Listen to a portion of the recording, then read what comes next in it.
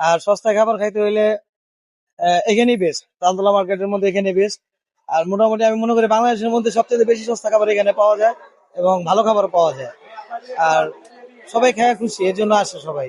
ভালো, অন্যান্য জায়গার চেয়ে ভালো, তবে সব দোকানের ভালো না, কিছু দোকানের ভালো, কিছু আবার আছে সব করে করে ওরা তার বিজনেস বুঝে না, তার জন্য ওরা আবার কোয়ালিটি প্রাইস এগুলা মেনটেন করতে পারে না। মানে বিশেষ করে পুরান দোকান যেগুলো আছে ওগুলো বেস্ট। করে পাওয়া যায় চিকেন পাস্তা, তারপরে চিকেন পিজা আছে 150 টাকা, ফ্রেঞ্চ ফ্রাই আছে 50 টাকা। আর বার্গারটা তো জবাব ছাড়া, বাচ্চাদের বড়দের সবারই পছন্দ। চিকেন মিনি বার্গার যেটা, ওইটাও আছে 50 টাকা করে।